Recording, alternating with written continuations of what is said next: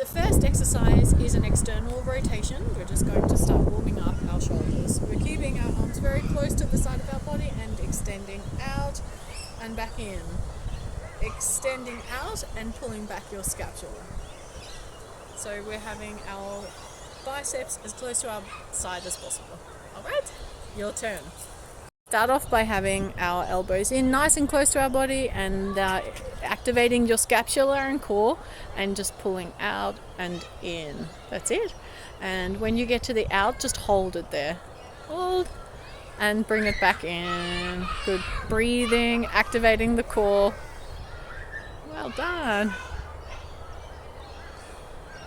And hopefully you can feel your scapula, your shoulder blades retracting and holding. Great. So we're going to do 10 of these and then just hold as long as possible at the end. Right. We're going to stop the recording here, but we'll pull through with the exercise. We're working on our shoulder activation and we're still going to warm up our shoulders. So we're going to go into a shoulder tap plank. So coming into a plank position, activating our core, and with a very solid core from here, tapping without moving our hips, bringing our hands up to our shoulder and tap. And if you want to, you can also change the angle of your hands. So you can bring your hands out to different angles to give those wrists a stretch. Probably just up and to the side and in would be your only option. Okay, so remember keeping the core nicely engaged and avoid moving. Your turn. Very good. Nice strong core activation, keeping your back straight, and when you're ready, just doing those shoulder taps when you're ready. Well done. And if you want, you can practice putting your hand into a different position to work on wrist strength. Great. So it's a nice warm up for your shoulders. How's that feeling? Bloody beautiful. Alright, this is a wall angle stretch. We've got our complete back against the wall, including our neck, and from here we're simply going to make a Y shape and then bringing it up and then holding it back, retracting our scapula and really pulling our shoulders to the wall and holding it there as far as possible. You can change the angle, but the best angle is on your Y shape and holding and getting a nice stretch through your shoulder blades. Okay? Fantastic. So we're making sure our whole back, lower back and upper back is against the wall, and now we're stretching out, and I'm going to assist you here, which will require me to move my camera, but I'm going to actually pull your shoulders back or your arms back to assist with the stretch. So we can have a assisted stretch in this way. And we're going to hold that for 40 seconds to a minute in the different positions, ensuring our back is straight and our core is activated. Alright, so this is a push dominant, it's not a ring push-up, but it's a push-up using the TRX. And well, 66 fit. The higher up, the easier it is, so this should be quite easy for you. And we are activating our core. I'm actually, to demonstrate this, just going to use one leg up. I think it's probably too easy, and we're pushing down until we get maximum retraction on scapula, and then pushing up. Oh, head's in the way, it's not going to work like this. Maybe help. Does that work? Maybe I'll have to lower it down. Alright, we're going to bring it lower to make it a little bit harder. And from here, I will be in a lunge position, but I want you to be in a straight leg position. You're strong enough to hold it from here, activating core, keeping yourself straight, and we're pushing up. For demonstration purposes, I'm staying in lunge, but I'd like you to please have a complete straight body. And when you're ready, just ensuring that your shoulder blades are pulling together, and you can hold it at the top at the bottom for maximum stretch. And remember to breathe, breathing out as you come up. And that's a fantastic scapular retraction right there. Well done. Great. Alright, there are two ways that we can do a ring row or a scapular pull. And the first one we can do on the monkey bars. And we can row using the monkey bars. From here, we're activating our scapula, and when you're ready, pulling up, keeping a hold at the top, and release. Activating scapula, pulling up, hold at the top, and release. That's our first version. The second version is using our TRX, and it's the same concept. So coming in, probably useful to have more space. Activating scapula, hold at the top, release, and coming back up, and hold at the top, and release. So we're going to do 10 of those, and remember to keep the hold at the top. Okay, when you're ready. Fantastic. And you're actually doing your chest there, and so yeah, what you could do is just turn around and just pop your feet on the raise, so that way you might get a bit more clearance, and from there let's just do little ones, and then we'll just activate the scapula from there and pull at the top. How's that feeling? Is that, obviously you could get a lot more if we had a higher raise on it, but if you want we can also bring in the TRX and you can try it with that to give you a little bit more. So with this one we're going to get a little bit more raise out of that. Nice and activated core, pulling up, breathing on the way out, retracting scapula and holding at the top. Fabulous. And we're doing 10 of these. Yes, exactly. Bringing the hips up into a straight line. Perfect. Activating the bum. Squeeze your bum together. That's it. And breathe.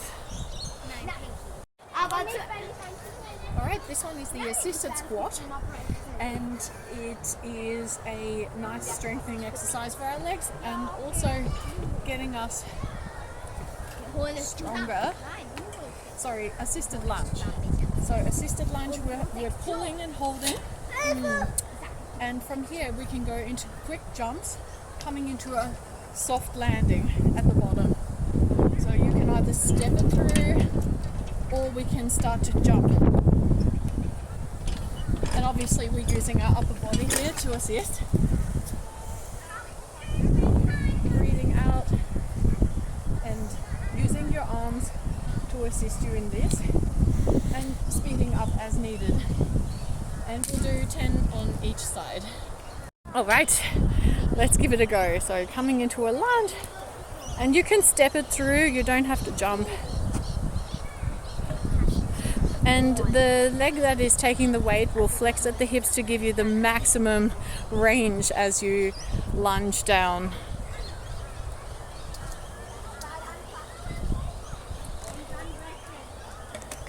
Great breathing. Alright, this one is a pistol squat. So it's very similar to your usual squat, but we're actually going to do this one-legged. So one leg can come up as we're coming down, and we're trying to keep our raised leg as high as possible to get into your hip flexors, and as you come down into your squat you can use your hip flexor to get the full range of motion. So on your standing leg we're bending at the hip to get our full range of motion, and we're going to do this 10 times on each side, times 2. Fantastic. Yeah, and you can always, actually we can do 10 on one side and then change. And you could put more weight on that standing leg so that you're working more with your leg rather than with your upper body. So it's more like a squat. So if you were to bring yourself forward and move into a squat position, you would feel that more in your leg. But you do have an injury in your knee, so you may not be able to get that angle.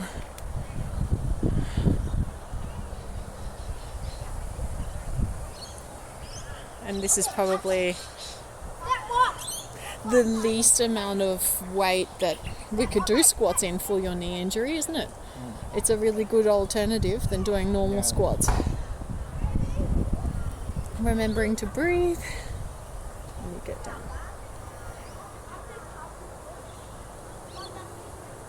Because at the moment you're working more with your shoulders and your chest, but you could make this a more leg, but it's better than putting the full weight on the knees. Alright, this is called a hanging tuck, and we're just going to go into dead hang on neutral arm grip. Please come closer and come to the back of me so you can see my scapula or my shoulder blades. So we're coming into a neutral grip and just coming into a hang. From here we're going to activate the scapula by pulling our scapula back and up and releasing back out. It's a really small movement, but we're really learning to activate those shoulder blades. So pulling scapula back and up. And we'll do, and you can hold it when you get to the top, and let's do 5 to 10. Starting off in a neutral hang, you might want to tuck your legs up to give you that option if you want, and when you're just hanging there, good. Retracting the scapula and just a little tuck and hold as high as you can, yeah, great, and just releasing, and then you should be able to feel them coming up through here, and really squeeze the shoulder blades together at the back. Squeeze and hold, and when you're ready, coming back down. So we'll go through our 5 to 10 of these, and then you can actually already start to practice to bring your chest up and your head back, getting prepared to do the lever. So as far as you can go with that, beautiful. And we're just working on our scapular shoulder blade strength here, but this is a great isolation activity. Fabulous. Alright, so we are in our cool down phase and we have worked our legs today, so let's do some PNF stretching, which is a hold and a release and activation of muscles to get a little bit more stretch out of your legs. So we're going to have our legs side by side, flexing at the hip and stretching forward, holding down, holding and then pulling, releasing off, pulling down some more. Okay, so we should get a lot more motion in there. The second exercise we're going to do is the same, but we're going to do a straddle stretch.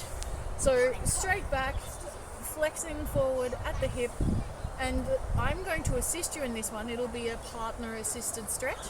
I will be pushing down on your back very gently, and when we're getting to the maximum stretch, we'll hold it, release off, and come down some more so that we get a more range in our stretch, in our PNF stretch. So let's try it. All right, so let's do that partner assisted stretch.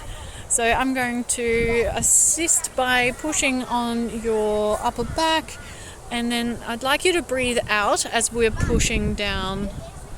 And when you're ready, just say when you get to the furthest point and we'll just hold it. We don't want to be in pain, we just want to feel a good stretch.